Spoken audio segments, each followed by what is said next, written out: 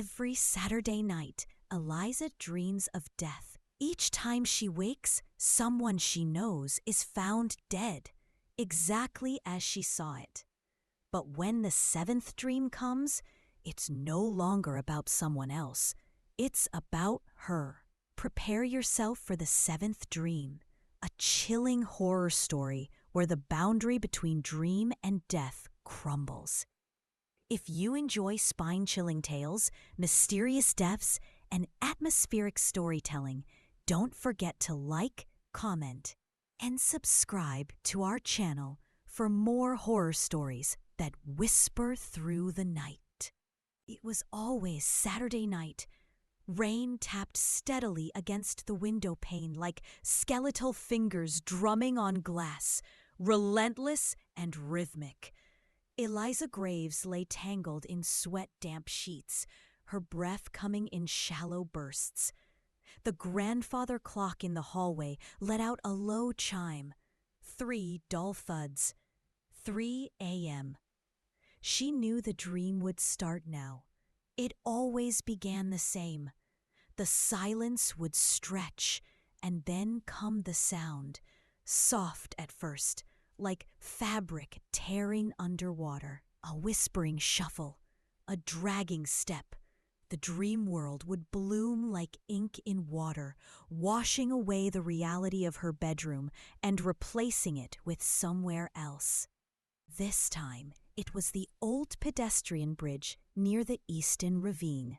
Midnight black trees loomed like sentinels on either side. Damp leaves coated the path in a brown mosaic. Mist clung to her legs as she walked toward the wooden planks. She recognized the girl standing at the center of the bridge.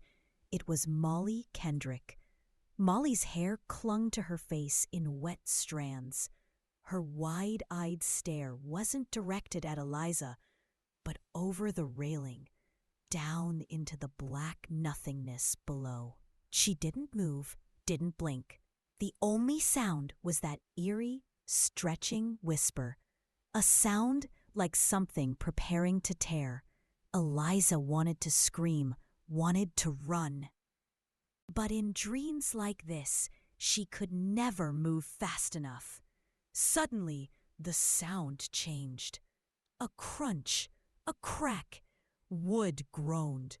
Molly turned her head, slowly, too slowly, and her mouth opened as if to speak, but no words came. Her eyes rolled up, and her body pitched forward. Eliza lunged, her fingers grazing the sleeve of Molly's coat. It wasn't enough. Molly fell. The scream echoed long after she vanished into the dark, bouncing off trees and stone. But it wasn't Molly's scream. It was Eliza's own. She woke with a gasp. Her sheets were twisted around her legs like restraints. Her heart was hammering against her ribs. Rain still played its morbid lullaby on the window. For a long moment, she just sat in bed, breathing hard. It was just a dream, she whispered to herself, just like the others, nothing more. Except every time she had one of these dreams, someone died. And this time, it was Molly Kendrick. Eliza stared at the glowing numbers of her alarm clock. 3:04 a.m., Saturday night. No, early Sunday now. Her hands trembled as she reached for her phone on the nightstand. She didn't want to check, but she had to. The phone screen glowed too brightly in the dark. She opened the social app, scrolled, and there it was. Tragedy in Easton. Local student found dead below pedestrian bridge. Her blood ran cold. No, not again. The article was brief. Molly Kendrick, 19, had been found early that morning by a jogger.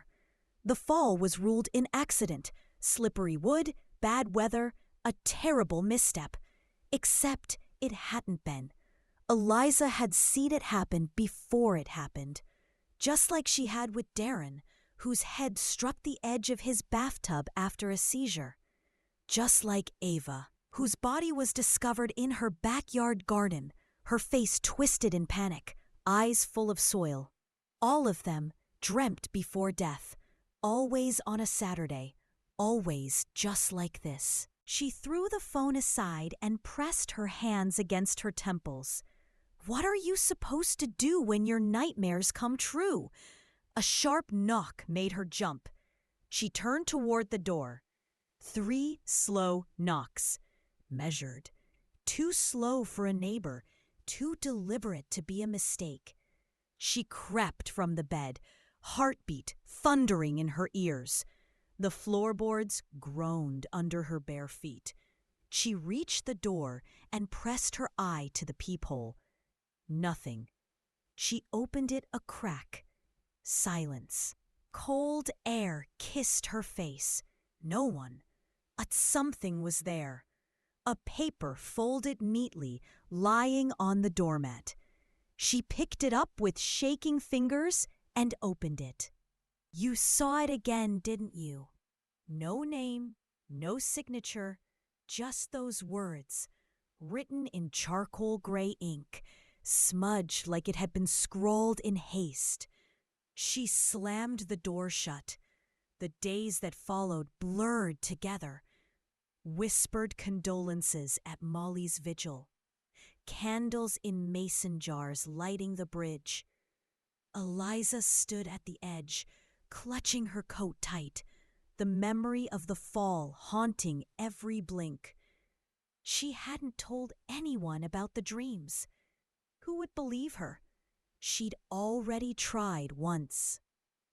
With Darren's parents, she'd told them she felt something bad was going to happen, and they looked at her like she was a vulture, like she'd known and said nothing.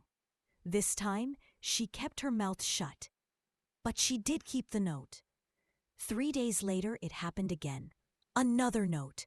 This time slipped into her coat pocket while she stood in line at the grocery store.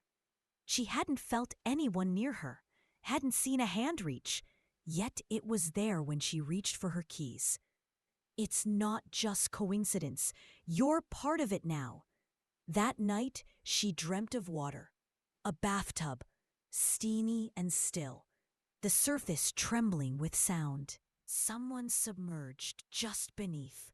A silhouette barely visible, the hiss of breath, the drip, drip, drip of a leaky faucet, echoing like a metronome of dread.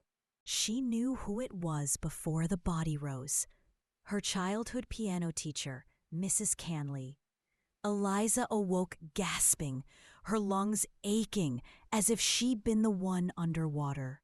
She called the police. She didn't say it was a dream, just that she was worried about her neighbor, hadn't seen her in days, and was worried something might have happened. They found her the next morning, drowned, face down, a faucet running. No signs of struggle. They ruled it natural causes, heart failure, old age. But Eliza knew. She had seen it again. By the following Saturday, she stopped sleeping. She brewed endless cups of black coffee, pacing the halls of her small apartment. Her eyes stung from exhaustion. Her ears rang with phantom noises. Distant footsteps, doors creaking open just out of sight, radios crackling to life with whispers that vanished when she turned her head. The worst were the walls. At night, they pulsed. She'd be staring at the peeling paint and swear it moved, ever so slightly. Like it breathed. Like something was on the other side, waiting for her to fall asleep. That Saturday, she lost the fight. Sometime around midnight, she dozed off in the armchair, candles still flickering on the coffee table. And the dream returned, as it always did. This time it was the library, rows of tall, dark shelves that stretched too high, too far. The lights flickered overhead like dying stars. And the smell. Old paper and something fouler. Something rotten. At the end of the aisle stood a figure, motionless, watching. Eliza's breath caught in her throat. It was Mr. Halberd, the caretaker, the man who always whistled when he walked, the one who had fixed her heater just last week. He didn't look at her, just stood there with his head tilted slightly, as if listening. Then the shelves began to groan. Books tumbled, lights popped. Something invisible, ... heavy, dragged itself through the shadows. The sound was unbearable, a wet slithering, like raw meat sliding across tile. Mr. Halberd's eyes widened. He tried to run, but the floor beneath him cracked. And then he was gone, swallowed.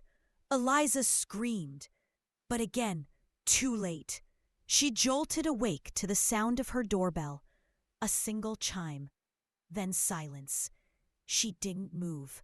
Outside, the wind howled like someone crying. And on the floor, slipped under the door, another note. You cannot stop what's already begun. Eliza stared at it, her hands trembling. 3 deaths, 3 Saturdays, 3 dreams, and something or someone who knew. A presence unseen, circling closer each week. Next Saturday was only 6 days away. The water in the bathtub was still.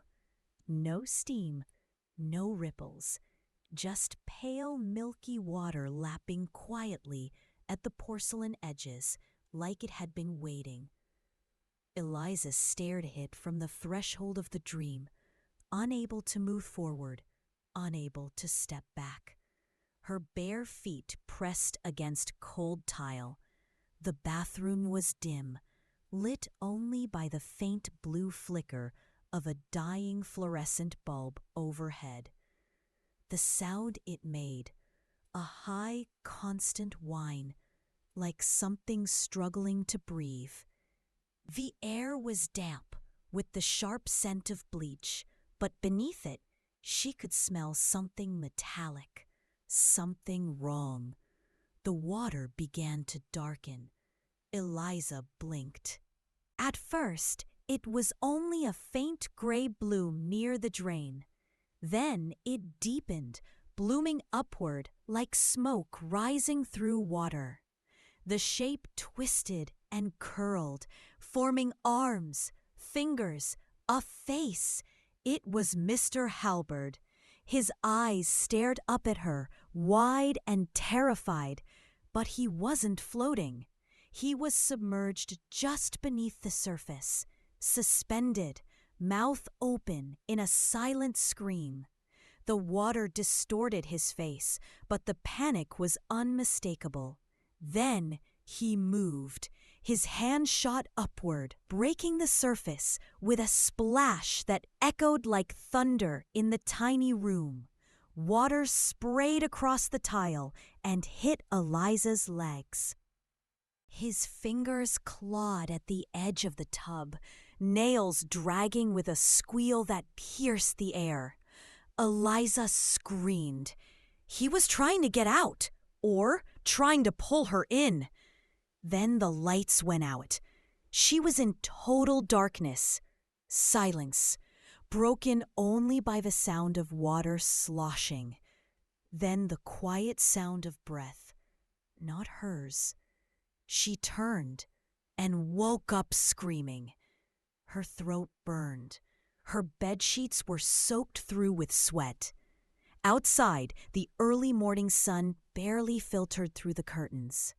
The apartment was quiet, too quiet.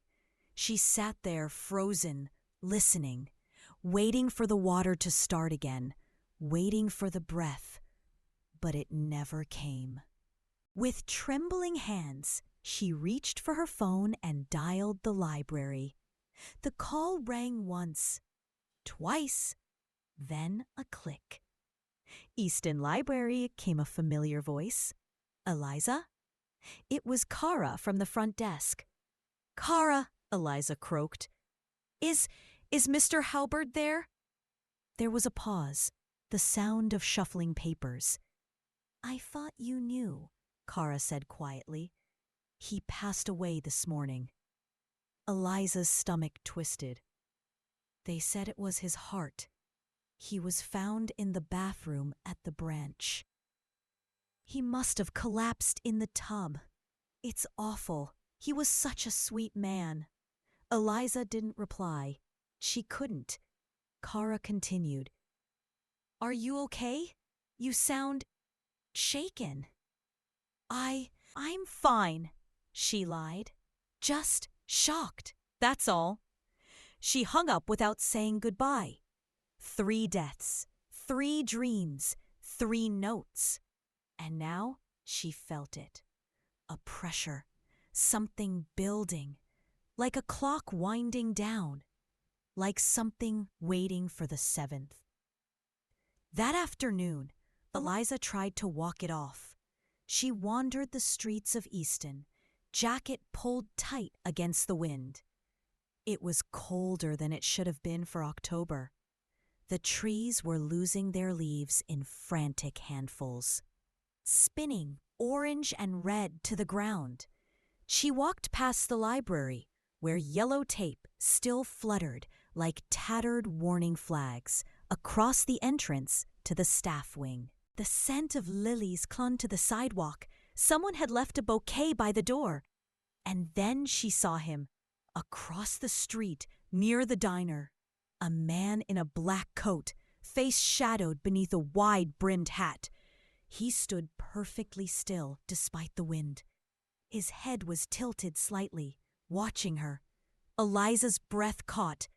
She looked away, pretending not to notice, and crossed the street. When she looked back, he was gone. She didn't go home, not yet. Instead, she wandered to the only place that had ever felt safe, her grandmother's house. It sat at the edge of town, where the trees grew thick and the old wooden fences leaned like tired bones.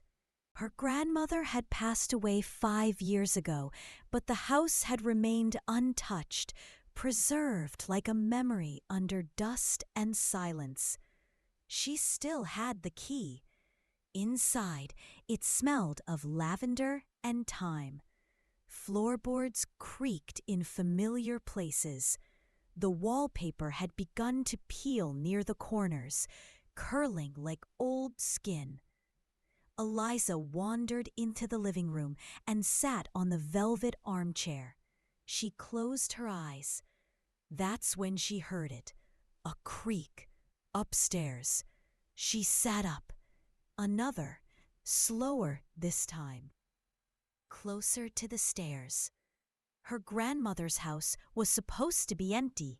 She stood, moving silently to the base of the staircase. Hello? She called, her voice barely above a whisper.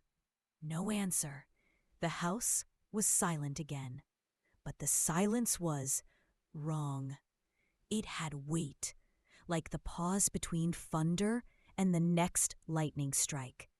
Then, footsteps, not heavy, soft, barefoot, a child's steps. They moved down the hallway above her, then stopped. Eliza's heart pounded. She forced herself up the stairs, each step groaning beneath her weight. At the top, the hallway stretched into shadow. Doors closed tight, one slightly ajar. Her old bedroom.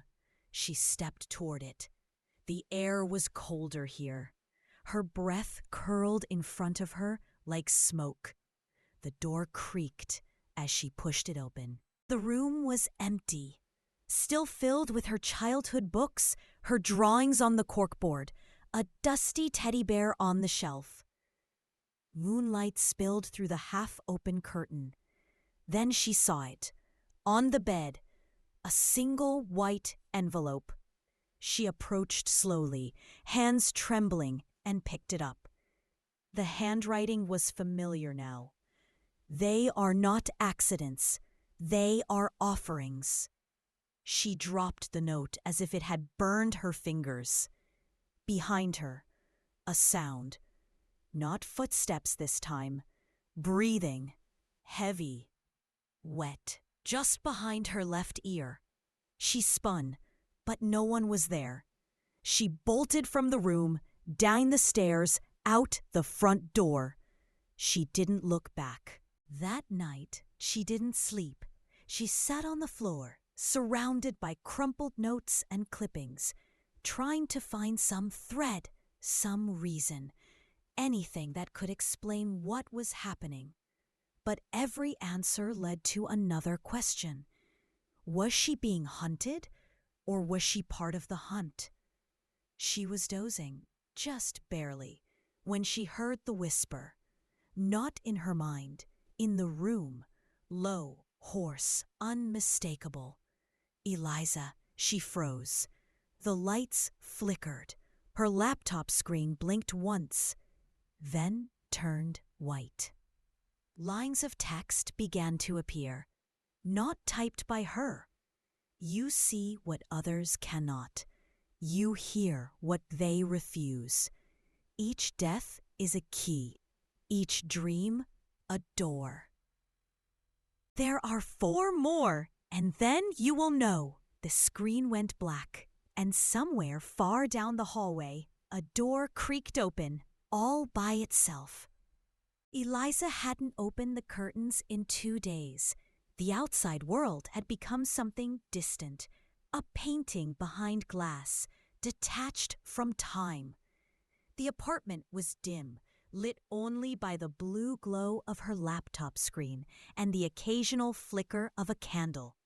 She didn't trust electric lights anymore. Not after the flickers, the surges, the messages. Not after the door had opened by itself. Since the last dream, she hadn't dared sleep. She filled her nights with endless research. Death records, newspaper clippings, obituary archives.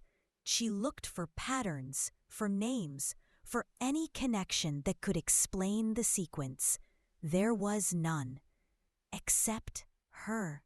And the dreams.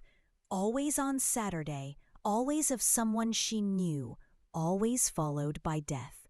She was spiraling. She knew it, but she couldn't stop.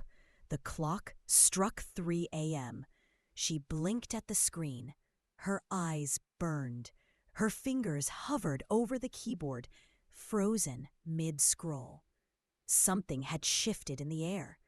A pressure, like the moment before a storm. Then it came, a faint sound from the window, like nails dragging gently across the glass. She turned. At first, she saw only her reflection, pale face, wide eyes. But then the reflection didn't move when she did. Something was standing behind her in the window. She spun around. Nothing. She rushed to the window, pulled the curtain aside, heart hammering. The street below was empty. No cars, no wind, no movement. But something caught her eye. Across the street, in the 3rd-story apartment of the building opposite hers, a light was on. Behind the glass stood a figure, perfectly still, watching her. The curtain twitched, and then darkness. The light went out. The figure vanished. Eliza backed away from her window. She was shaking, not from cold. From the realization that this had all grown teeth, and it was getting closer. Saturday came.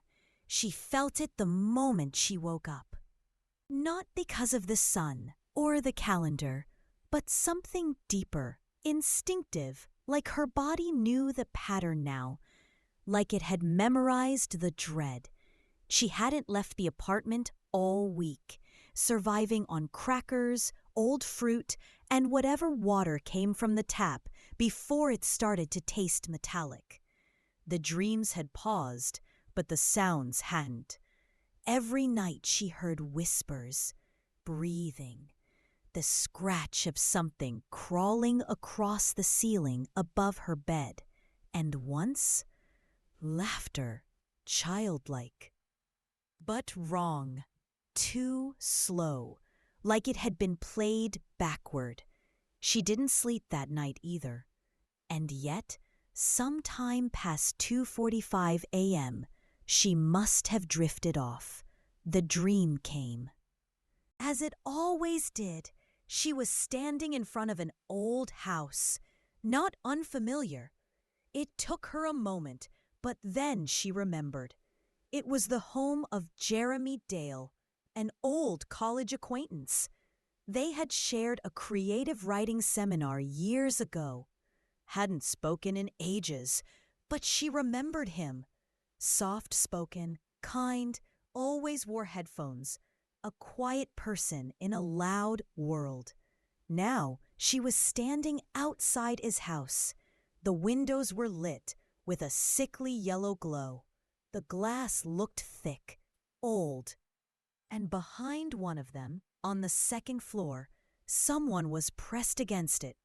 She could only see their silhouette, but they were pounding on the window.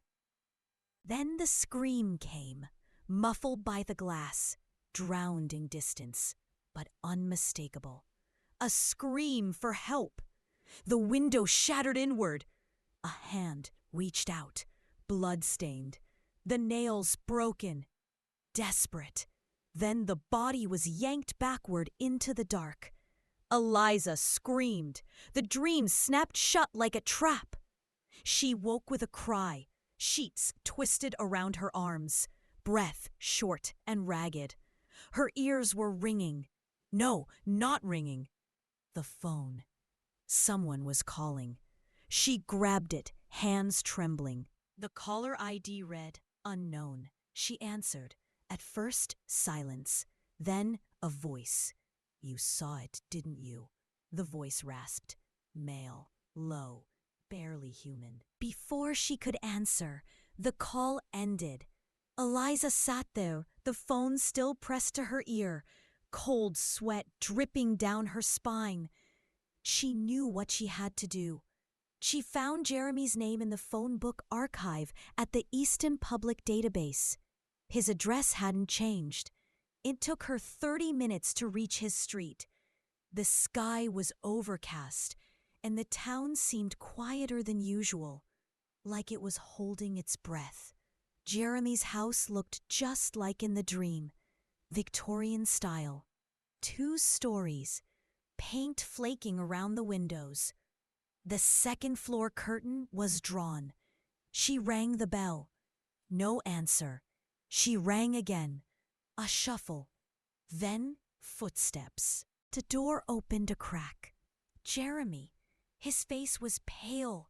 He looked like he hadn't slept in days. "Eliza?" She blinked. "You remember me?" "Yeah, from Hartwick College, the writing class. What are you doing here?" I had a feeling," she said. "I needed to check on you." He looked confused, then afraid. He stepped aside. "Come in." The house was dark inside, curtains drawn. The TV in the living room was on mute, playing static. Dishes stacked in the sink.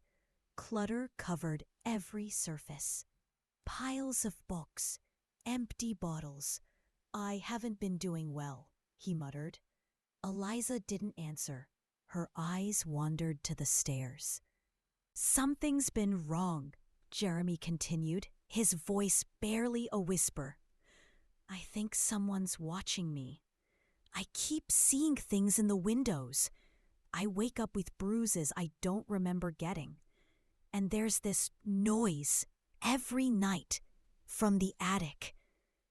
Her blood went cold. Attic. "Have you gone up there?" He shook his head. "It's nailed shut.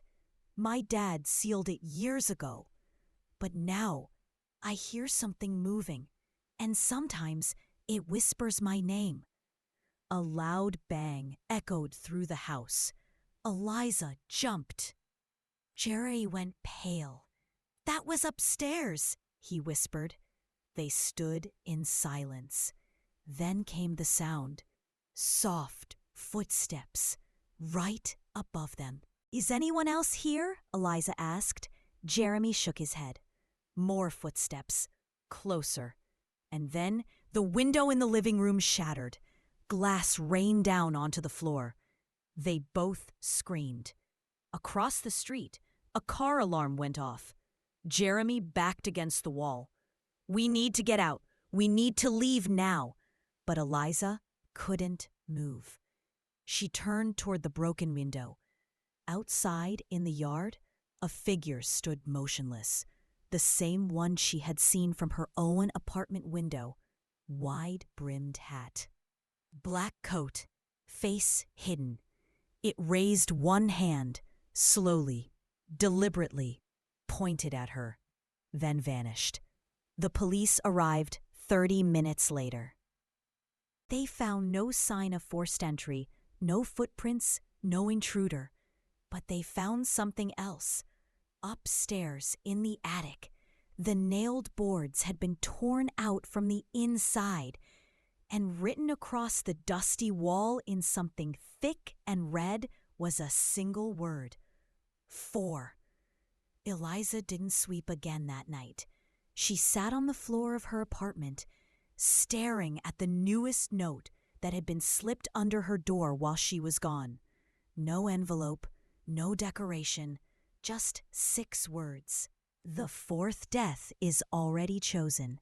And from the hallway, the whispering began again. The wind was sharp that night, scraping dry leaves across the sidewalk in brittle whispers. Eliza stood in front of the old elementary school playground, the rusty swing set creaking softly in the dark, moving though no one touched it. Each metallic groan sounded like a breath held too long, then exhaled through clenched teeth. She hadn't been here in over 15 years, but tonight the dream had led her back. It had begun, as always, without warning. One moment she was in her bed, curled up with every light on, and the next she was standing on soft mulch under a deep black sky. The moon hung low and bloated, casting long skeletal shadows from the monkey bars. The playground looked abandoned, but not empty. In the dream, a girl sat on the middle swing, back and forth, the motion too smooth, too slow, like it moved against gravity's will. The chains didn't clatter. They whispered, soft metal on metal sounds, rhythmic, almost hypnotic. Eliza approached. Each step felt heavy, her breath frosting in the air. The girl turned. Eliza froze. It was Lacey Monroe, 6th grade classmate, short, wild hair, a mouth full of braces. She used to draw haunted houses in the margins of her homework. Eliza remembered her, but hadn't seen her in years. Now Lacey looked wrong. Not aged, just pale, still like a wax figure made to resemble her childhood self. Her lips parted slightly, and her eyes, wide, unblinking, fixed on Eliza. "Eliza," Lacey's voice barely moved the air. "It's your fault." The swing stopped. "What do you mean?" Eliza asked, her voice shaking. "You open the door," Lacey whispered. "You leave it open." The sound came then, behind Eliza. The scrape of something dragging on the wood chips. Slow, wet, methodical. Eliza turned. The playground had changed. All the structures were gone, replaced by rows of swings that stretched into the dark. Endless, each one swaying slightly, and beneath them, shadows, crawling, twitching, rising. She screamed and woke up choking on her breath. The room was freezing. Every candle had gone out. The air smelled like copper and ash. Her phone vibrated on the nightstand. She grabbed it without thinking. One new message. Midnight. The playground. Go. There was no sender. Eliza stared at it for a long time. Then she got dressed. The swing set looked exactly like the one in her dream. It sat in the middle of the overgrown yard behind Easton Elementary. Most of the playground had been torn down years ago, replaced with caution tape and broken fencing. But the swing set had remained, a stubborn relic of rusted bolts and fading paint. Eliza pushed open the gate. It let out a long screech. The wind picked up. No one else was there. She stepped onto the mulch. It crunched underfoot, soft in places where it had rotted through. The middle swing moved slightly. Eliza held her breath. "Lacey?" she said quietly. Silence. Then the air changed. A shift so small it could be mistaken for nothing. But it wasn't nothing. It was pressure, like something had entered the world beside her. The chains on the swings began to vibrate. Eliza stepped back. And then the laughter. High-pitched, childlike, echoing all around her. But there were no children. Only that sound and the creak of the swing moving on its own. "Who's there?" she called. No answer. Then she saw it, scrawled into the dirt beneath the swing set. A single word. 5. She staggered back. Something moved in the corner of her eye. She turned sharply. Nothing. She didn't stay. She ran. Didn't stop until she was back in her apartment, locking the door behind her and bolting it twice. The moment she leaned against the wall to catch her breath, her phone buzzed. Another message. "She dies tonight." Eliza's hands shook. She didn't want to know who, but the question wouldn't leave her. Who was the fifth? She stayed awake, pacing, heart pounding. She combed through old school photos, scanned social media accounts. Found Lacey, still lived in Easton, still used her childhood swing set as her profile picture, still posted creepy drawings. She sent a message. No response. Then, just before dawn, an alert. Body found in school playground. No signs of foul play. The article didn't name her, but the photo did. Lacey Monroe, found seated on the middle swing, eyes wide open. No injuries. Dead. Eliza couldn't breathe. The guilt was suffocating.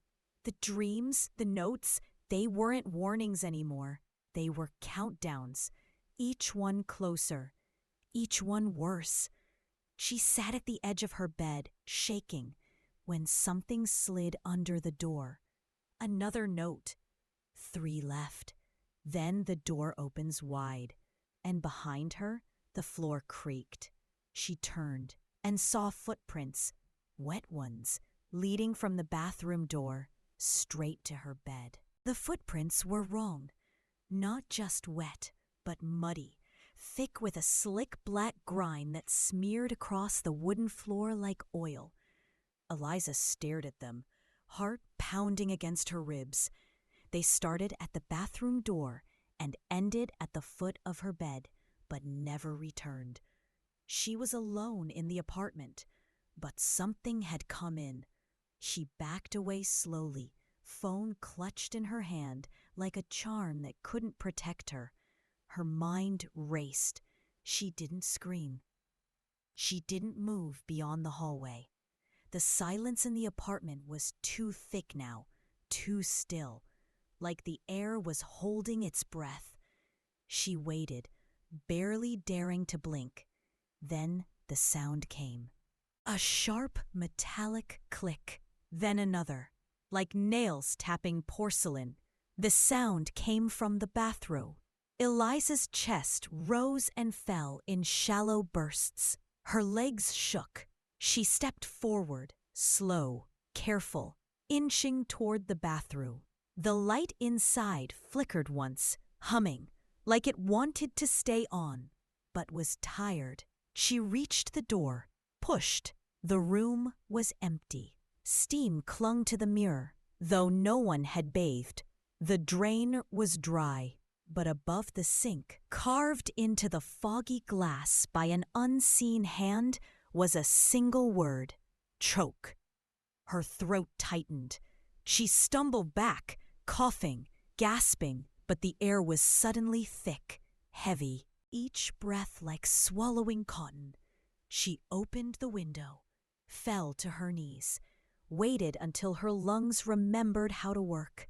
Then the phone buzzed. A message. No sender, no name. You saw her once. She remembers. Her hands trembled.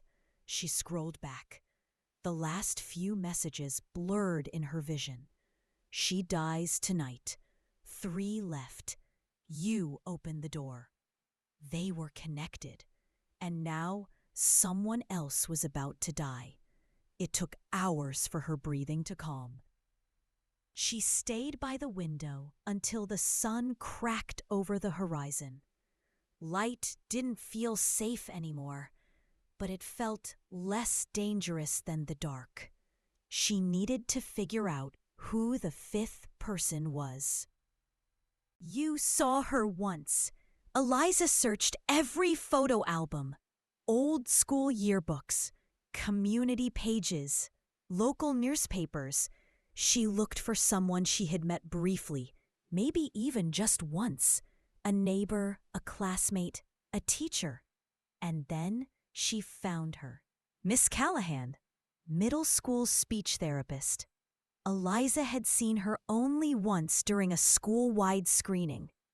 She remembered the red scarf and the cough, always coughing.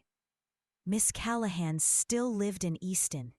Eliza found her address listed online, buried deep in an old-school alumni newsletter. She had no plan, no idea what she was going to say. But she couldn't just wait. The small white house sat on the edge of the cul-de-sac, half buried under a blanket of fallen leaves.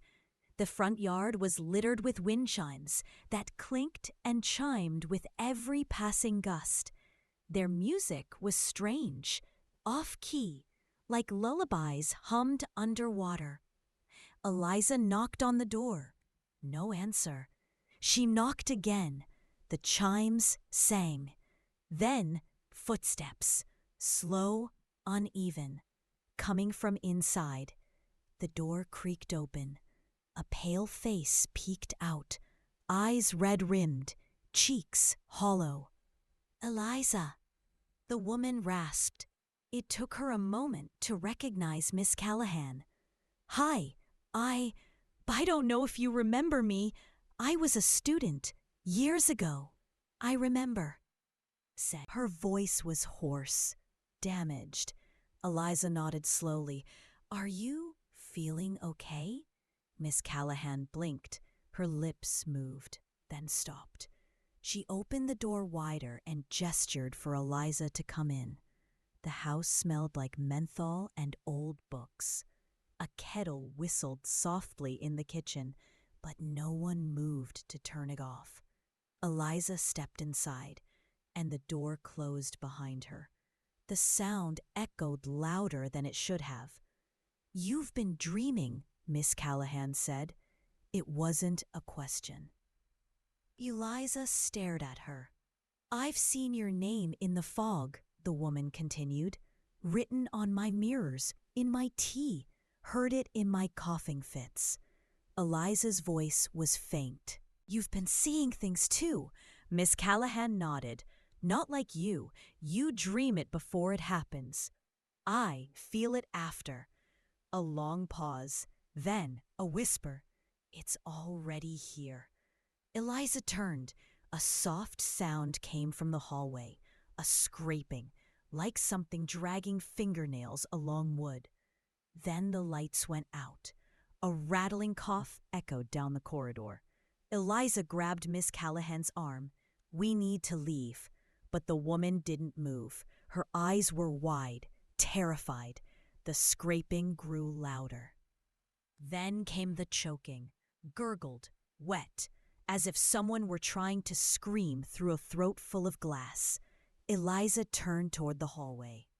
Something moved there, not walking, crawling, a pale shape, no face, only a twisted jaw and a mouth open too wide.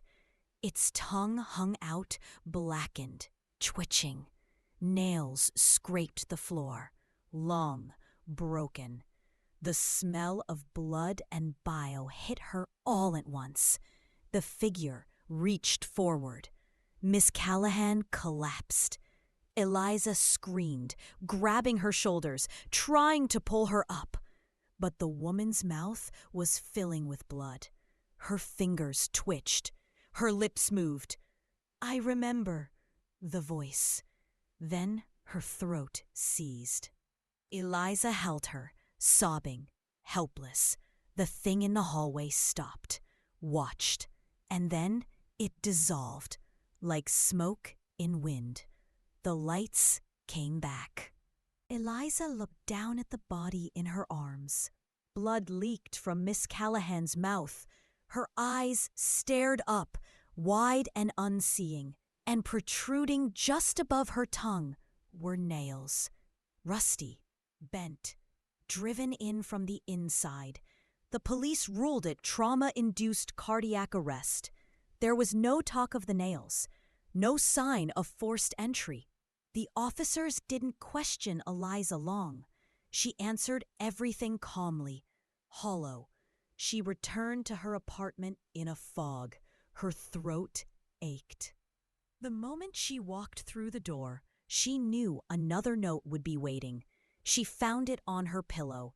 The same ink, the same. That night, the whispering began earlier, and she knew.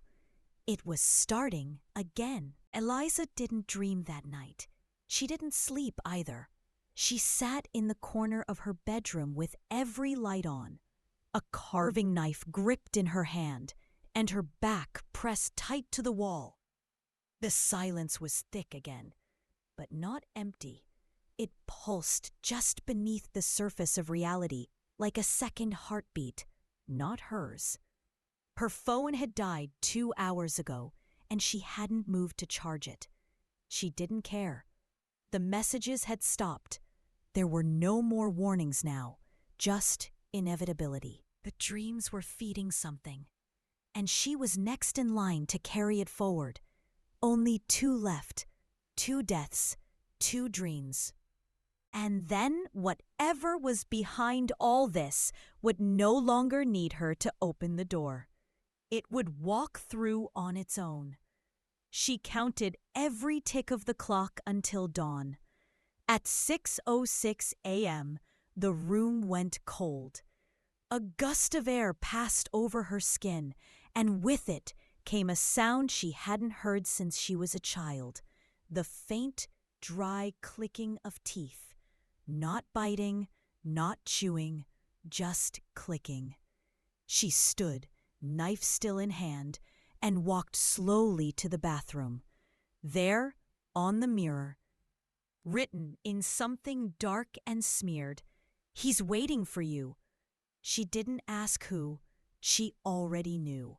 Eliza hadn't seen her cousin Andrew in years, not since her mother's funeral. They'd spoken once, briefly, near the casket, where Andrew had stood too long staring at the body, not crying, just smiling. Even then, something about him had made her uncomfortable. He had always been off in a way no one in the family could explain. As a kid, he used to draw dead animals with open eyes. His teachers said he never blinked. His voice was always calm, too calm, and he laughed at things no one else found funny. He moved away after high school, became a mortician. It made a horrible kind of sense. Now, as the morning sunlight broke through the clouded sky, Eliza stood outside the Harrow and Sons funeral home. A squat brick building on the edge of town, buried beneath decades of ivy and grief. She didn't call ahead. She just walked in. The air was cold, sterile. Everything smelled of formaldehyde and lilies. The woman at the front desk looked up with tired eyes. "Can I help you?" "I'm here to see Andrew Harrow," Eliza said. The woman hesitated, then nodded. "He's downstairs, just finished a preparation." Eliza didn't ask. She descended the narrow staircase into the embalming suite. The lights flickered overhead. The floor was damp. Her footsteps echoed with each step, as if the space wanted to remember her sound forever. She turned the corner. Andrew stood over a table, hands deep in a basin of reddish water. He didn't look up. "Eliza," he said. She froze. "I knew you were coming," he added, still not turning. She stepped closer, the knife now hidden in her coat pocket. "You know about the dreams," she said quietly. Andrew smiled. She saw it in the reflection of the steel table.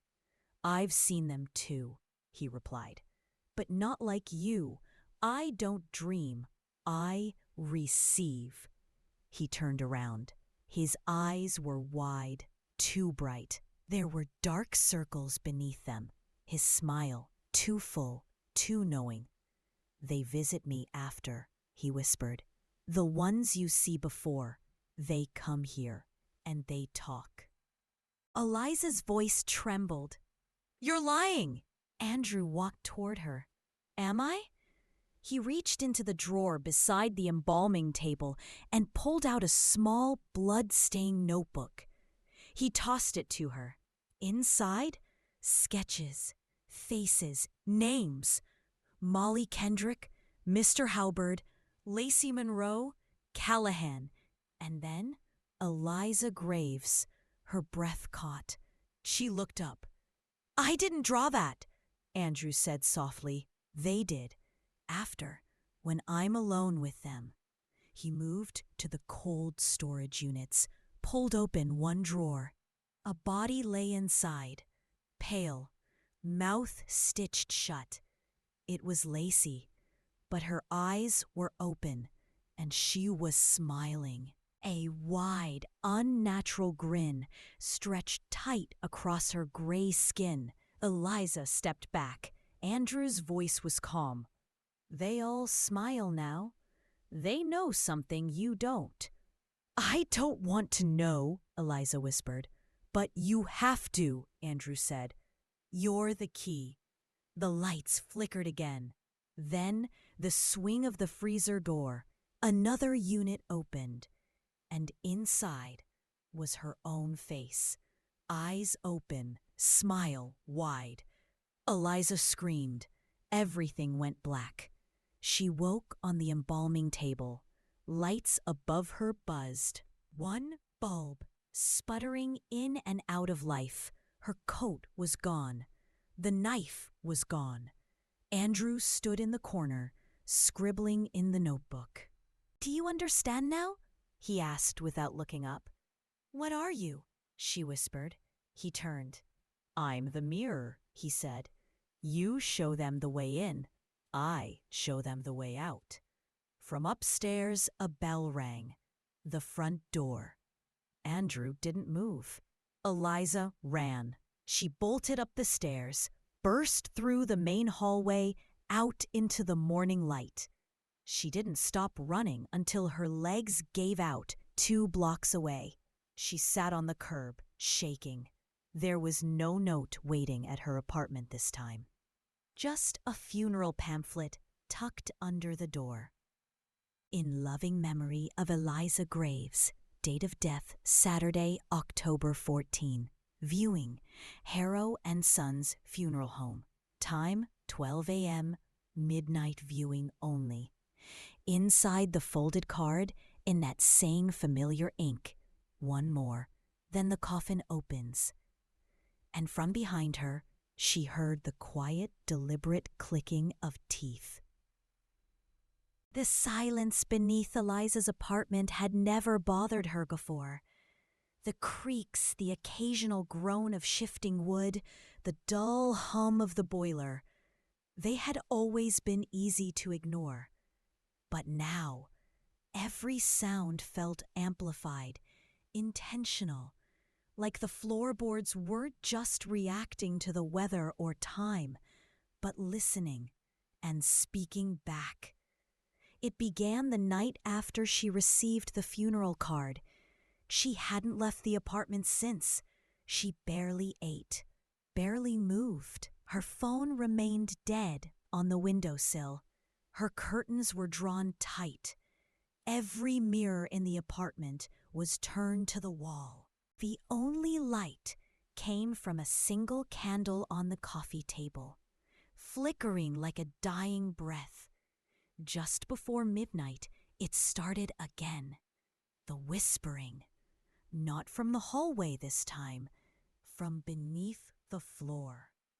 Eliza sat frozen, knees pulled to her chest, every muscle tight. The voices were low, distorted, like they were speaking through layers of wet cloth. She couldn't make out the words, only the tone. A mournful, hissing cadence. A chant without language. Then came the knocking. 3 slow knocks from beneath the floorboards directly in front of her. She crawled to the center of the living room, pressing her ear to the wooden slats. Her breath fogged against the cool surface. She strained to hear. "Eliza!" The voice came through like a gust of wind squeezed through a crack, soft, hollow. She jerked back, heart racing. Another knock, and then scraping. Something beneath her, dragging long nails across the underside of the floor. Following her, as she scrambled backward, the sound moved beneath her, tracking every inch she crawled. Her body went cold. She ran to the kitchen and grabbed the hammer from the drawer. For a long moment, she stared at the floor. Then, with trembling hands, she began to pry up the boards. The nails gave way with a shriek. One board. Then another. Dust and cobwebs clung to the edges. A foul, wet smell rose from the dark. Eliza leaned in. Beneath the boards was a crawl space she had never seen before. Narrow, choked with shadows. But there, in the gloom, something shifted. A pair of eyes opened, pale, lidless, staring up. And then a smile. Eliza fell backward, slamming into the table. The candle tipped. The flame snuffed. Darkness swallowed the room. She crawled toward the corner, gasping. And then the voice again. Closer now. All around her. "You're the last dream before the door." Eliza awoke some time later, lying on the couch, shivering. The floorboards were intact. No holes, no open crawl space. Had it been real? She stood, legs unsteady, and walked to the center of the room.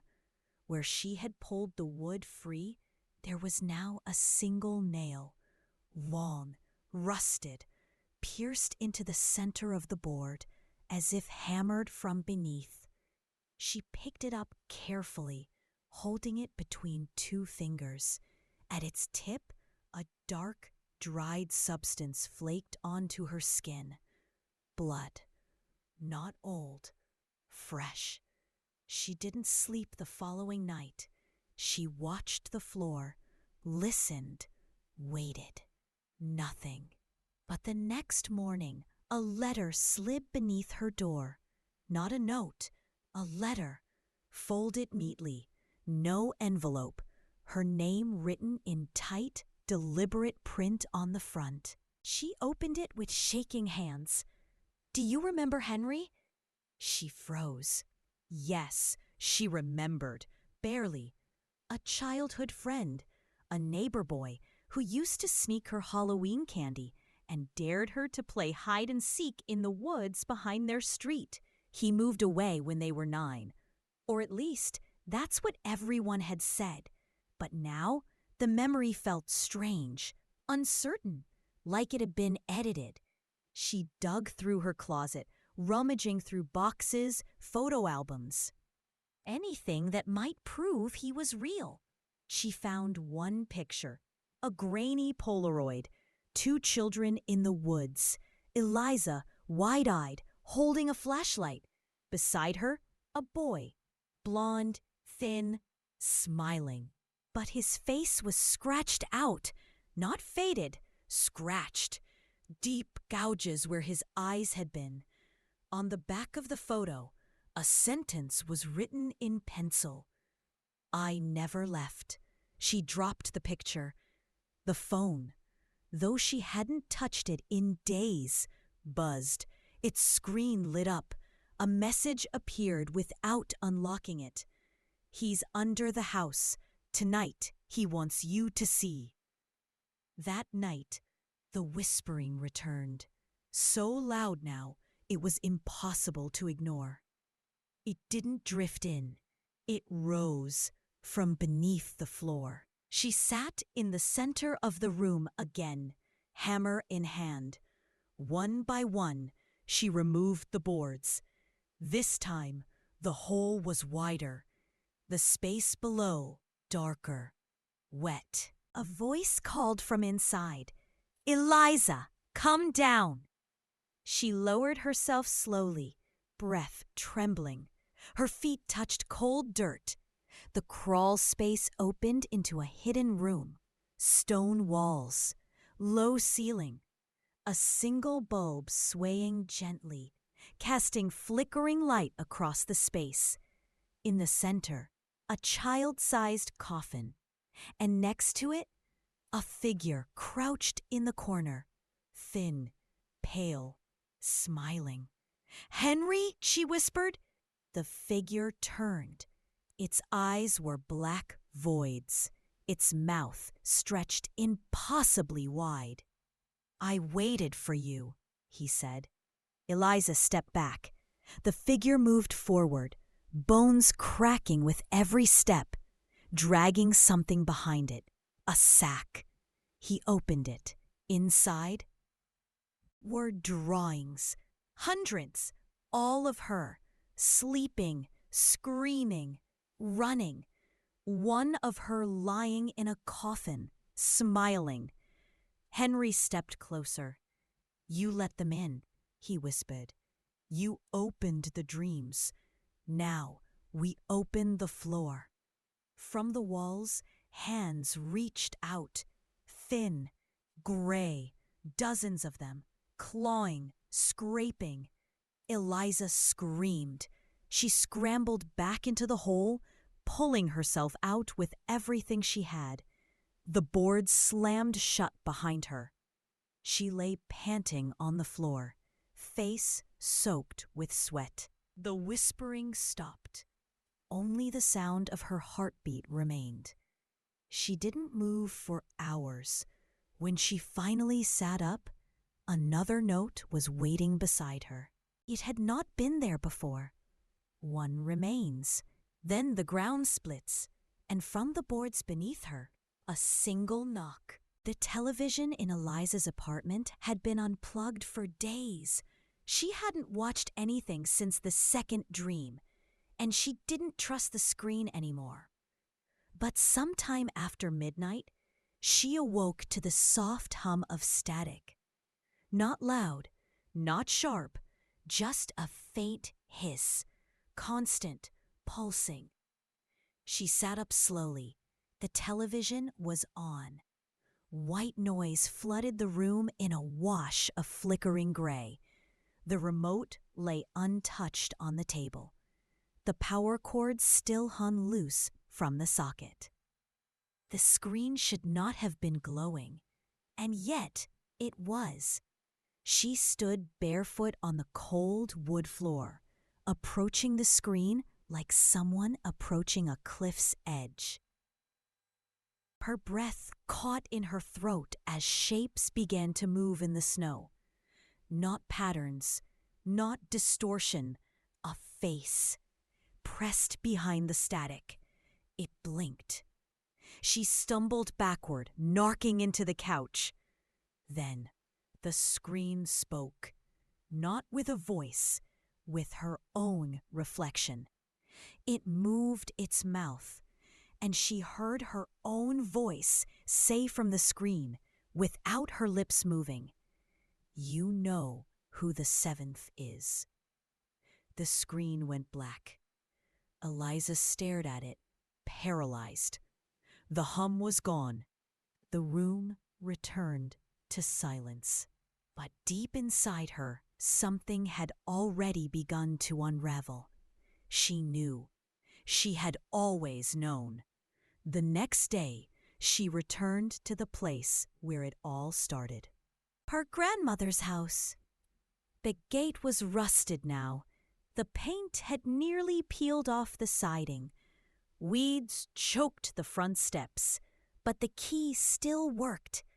Inside, the air was stale and thick with dust. Every photo frame was covered with cloth, except one. It sat on the fireplace mantel. Eliza picked it up with trembling hands.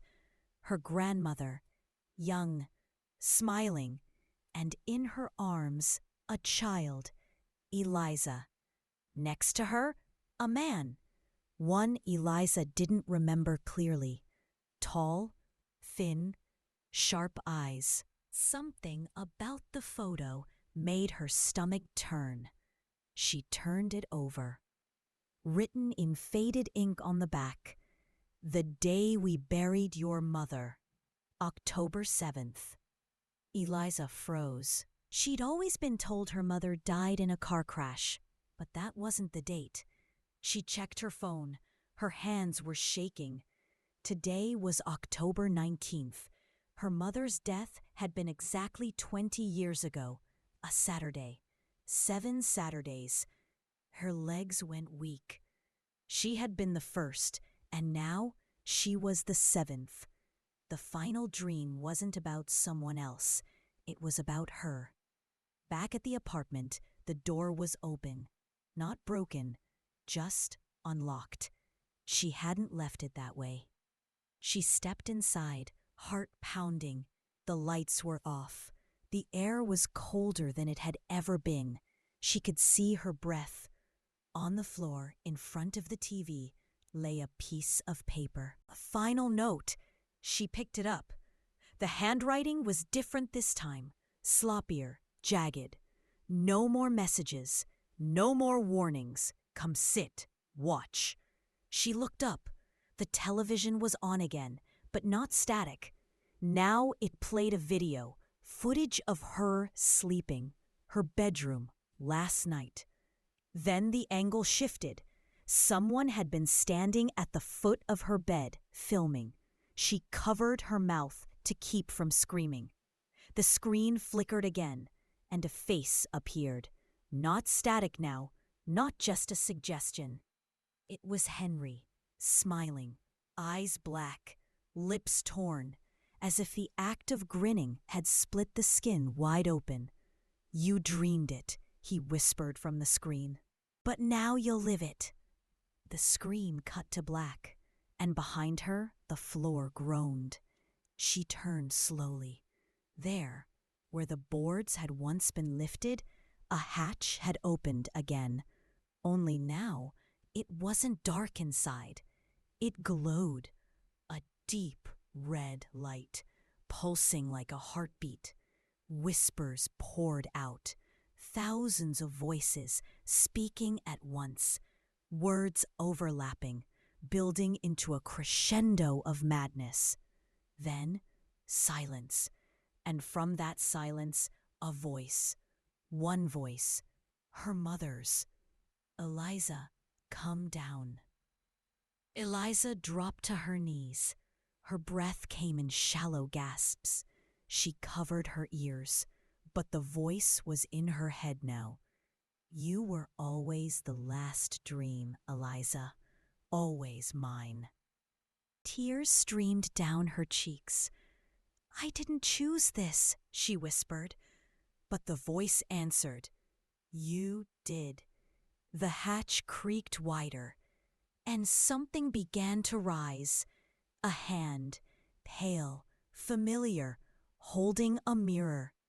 Eliza saw herself in it, not as she was now, but as she had looked in the very first dream. Terrified, helpless, reaching. The floor beneath her shook. The lights exploded. The walls cracked. And the voice whispered once more, "Close your eyes." But she didn't. Not this time. She stood, walked to the hatch, and stepped down into the light. The steps groaned beneath her as Eliza descended into the light. It wasn't fire. It wasn't warmth. It pulsed, red and raw, like flesh illuminated from the inside out. A breathing glow. The further she went, the less the world behind her existed. The sound of her apartment, the city, the sky, all of it fell away. Only the stairs remained. And the whispering, always whispering. The air tasted of metal. Every breath scraped her lungs like it passed through teeth. She held the rail, cold, wet, and realized it was bone, smooth, polished, etched with marks she couldn't read. She didn't know how long she had been walking. The stairwell bent and coiled like intestines, no walls, just infinite red, expanding in every direction, alive with movement. Small, twitching shapes that receded when she looked at them, but whispered when she didn't. Her knees buckled. She dropped to the next step, and still the stairs went down. Then a sound, sharp, concrete slamming shut above her. The hatch closed. She was trapped. She didn't scream. She didn't cry. She stood and kept walking, down, down, until the steps ended. The floor beneath her was soft. Not dirt, not stone. It gave beneath her weight, wet, spongy. In the center of the chamber, a figure waited. Henry. Not the child from the crawl space, not the smile in the photo. Something else. Taller, elongated. His skin was gray now, pulled tight over two long limbs. His mouth hung open, but he made no sound. His jaw twitched, like something inside it wanted to speak, but couldn't find the words. Behind him, 7 doors lined the circular wall, each identical, wooden, cracked. But one, the 7th, stood open. A dark wind poured from it, carrying whispers too fast to follow. They circled the chamber like insects, invisible, biting. Henry pointed to it. Eliza stepped forward. As she passed him, he turned, his mouth, but she understood. She was never meant to stop the dreams. She was meant to finish them. Inside the 7th door, the world shifted again. she found herself in a hallway. Too narrow, too tall, endless. The floor was made of wood planks, freshly waxed and eerily clean. The walls on either side were lined with framed photographs. Eliza moved slowly, peering at each one.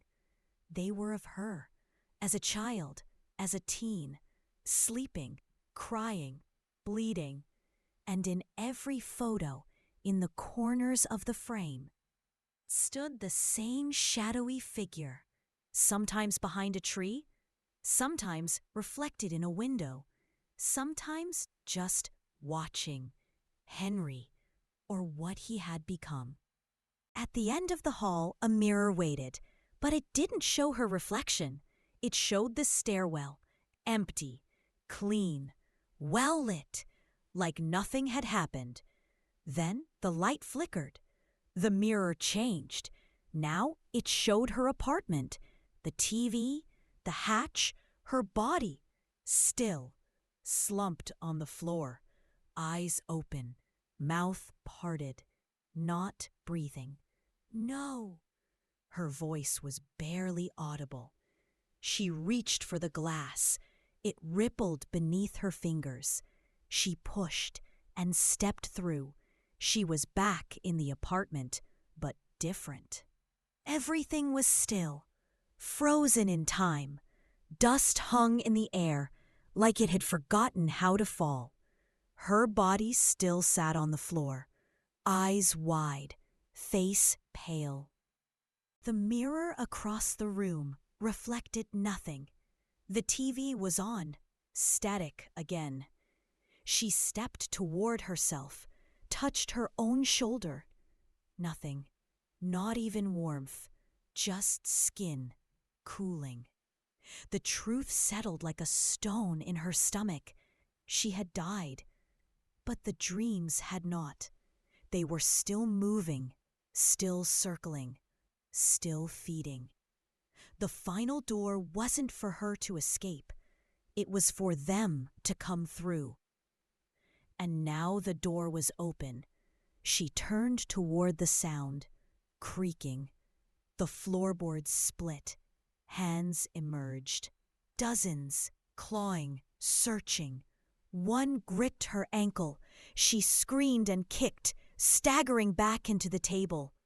The candle reignited, by itself.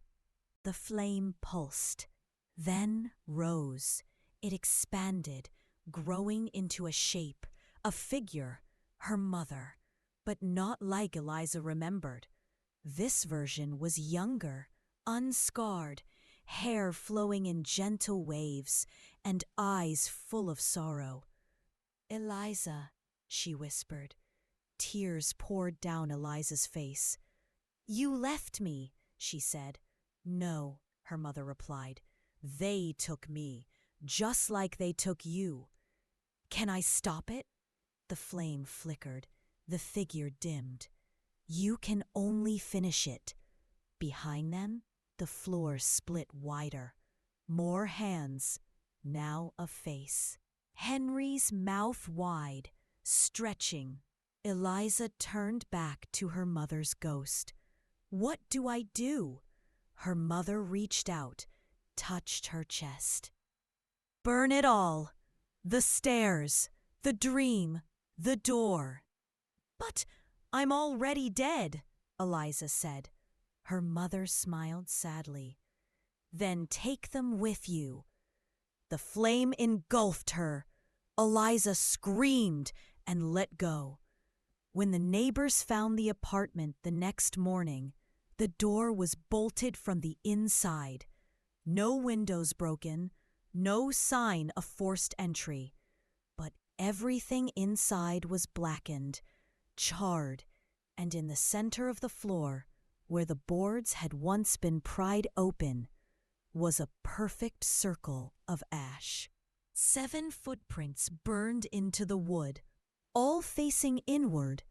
The fire should have destroyed everything, and yet it didn't. A week after the blaze, The landlord returned to the property with 2 maintenance workers and a clipboard full of insurance claims. He wasn't a superstitious man, not the kind to believe in ghosts or curses. But the moment he stepped over the threshold of apartment 3B, the breath caught in his throat. The floor was blackened, yes, but not from flames. The walls were intact, the furniture unburned, and in the center of the room where the ash circle had been found, there was something new. A chair facing the television, and on that television, static, a soft, crackling hum that filled the air like fog. The landlord unplugged the TV. It didn't stop. One of the workers walked over to the chair. He turned it around. There was nothing in it, but beneath it, carved into the wood floor with something sharp, were 7 words. She burned the dream, but not the door.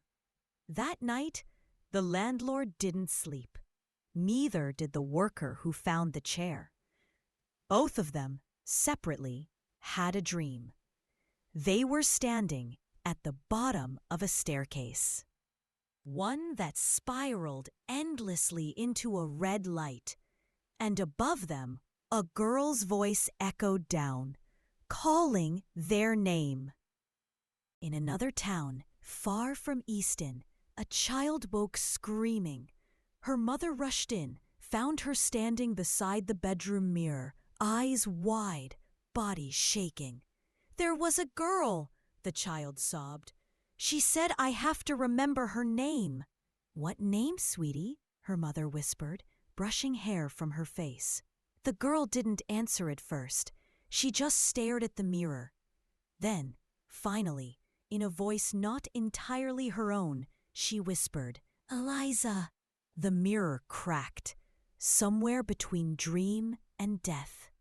Eliza Graves walked through a hallway that stretched on forever. Not the red one, not the stairwell.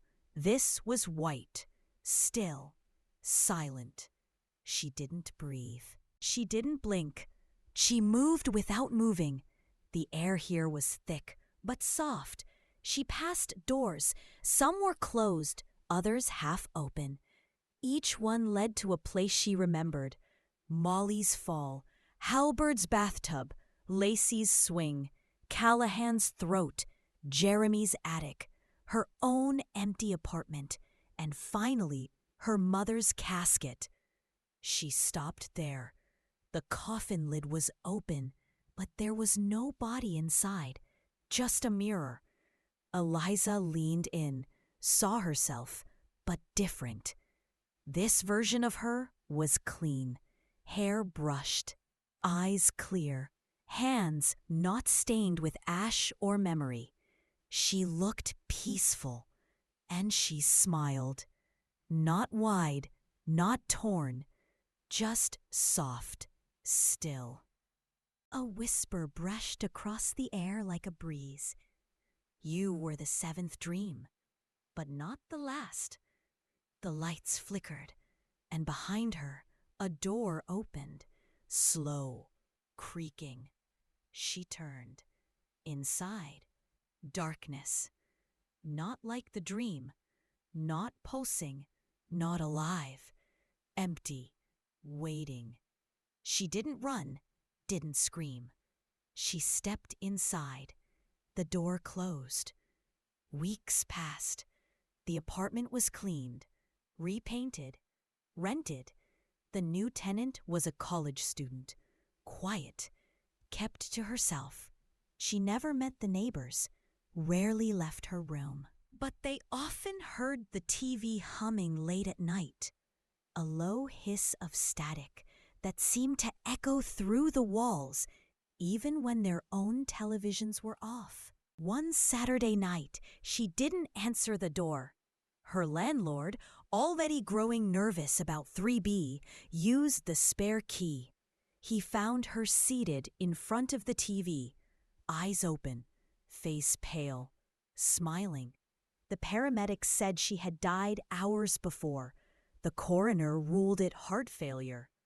But there was something strange. Written on the inside of her forearm, in small, precise letters, were the words, "Dream number 7 begins again." And beneath the floorboards, knocking. Tss.